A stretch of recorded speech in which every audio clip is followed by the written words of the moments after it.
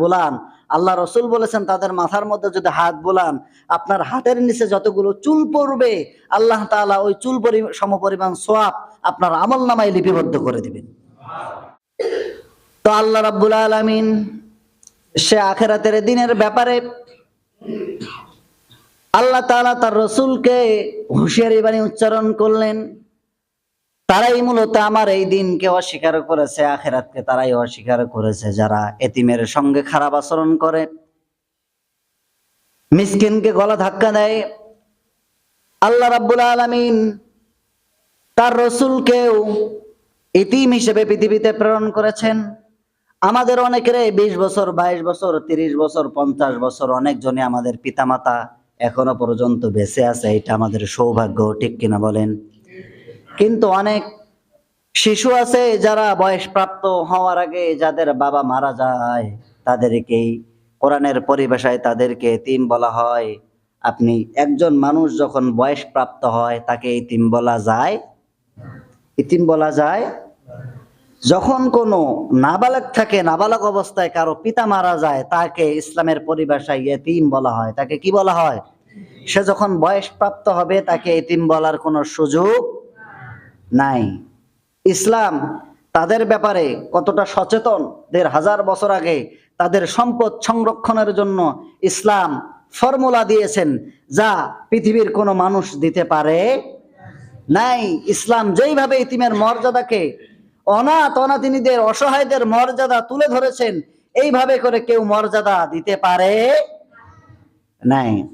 আল্লাহ রসুল বলেছেন যে যেই ঘরের মধ্যে একজন ইতিম থাকে, লালিত পালিত হয়, সেই ঘরটা সবচাইতে বেশি পৃথিবীর মধ্যে বরকতপূর্ণ ঘর, জোরে বলে সুবহানাল্লাহ।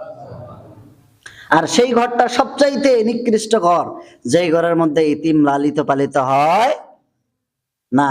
এই জন্য যাদের ইতিম ছেলেবেলে নাই বা বাবা মারা গেছে তারা আবার মনে করেন না যে আবার জাহান্নামে চলে গেল, এটা কিন্তু নয়, একটা পরিভাষা বোঝানোর জন্য বলা হয়েছে। এবং ইতিমদের ব্যাপারে আপনি কতটুকু সদয় হবেন, তাদের জন্য তো মাল খরচ করবেন, পাশাপাশি আপনার হাতে যদি তাদেরকে দেওয়ার মতো কোনো জিনিস না থাকে, তাদের মাথার মধ্যে হাত বোলান।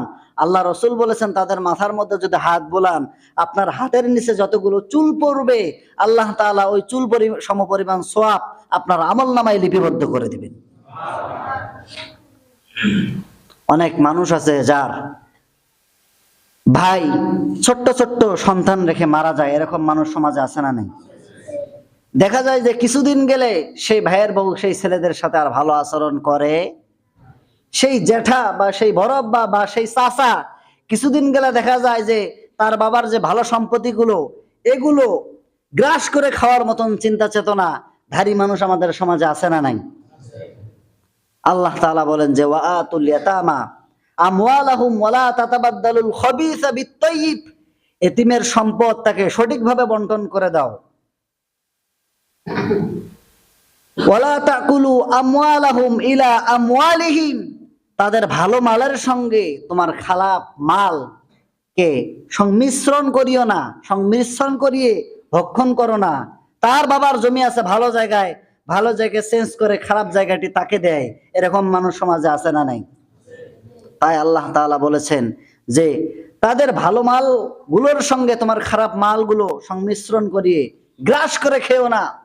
ইন্নাহু কানা হুবান কাবীরা, আল্লাহ তাআলা বলেন এটা হচ্ছে মারাত্মক অপরাধ, কাবীরা বড় গুনাহ। এই গুনাহ থেকে আল্লাহ তাআলা আমাদেরকে বাঁচার জন্য বলেছেন। অন্য আয়াতে আল্লাহ তাআলা বলেছেন ওয়ালা তাকরাবু মালাল ইয়াতীমি ইল্লা বিল্লাতি হিয়া আহসান, যে তোমরা এতিমের তাকরাবু, এতিমের সম্পদের কাছেও যেও না। এখন আপনি কবেন যে হুজুর এতিমের সম্পদের কাছে না গেলে ওর বাপ তো মারা গেছে, সম্পদগুলো তো মানুষ ভক্ষণ করবে, সম্পদগুলো তো নষ্ট হয়ে যাবে। আপনাকে ওইভাবে যাইতে নিষেধ করা হয়েছে যে আপনি খাওয়ার মন মানসিকতা নিয়ে যদি যান ওইটাই নিষেধ করা হয়েছে, কিন্তু তাদের মাল সংরক্ষণের কথা আল্লাহ তাআলা বলেছেন যে মাল সংরক্ষণ করো এবং সঠিক সময় তাদের মালগুলো এই এতিমকে বোঝায় দাও। এটি হচ্ছে কোরআনের পরিভাষা। আল্লাহ তাআলা আমাদেরকে, যাদেরকে এতিম বানান নাই, আমরা তো সৌভাগ্যবান, আমাদের পিতাও আছে এখনো মাতাও আছে। যাদের পিতা মাতা আগেই চলে গেছে তারাই বুঝতে পারে যে কতটুকু পিতা না থাকা কতটুকু কষ্টের, কতটুকু অবহেলার, তো আল্লাহ তাআলা আমাদেরকে তার কোরআন এবং হাদিস মাফিক আমাদেরকে আমল করার তৌফিক দান করে দেখ, সকলে বলে আল্লাহুম্মা আমিন।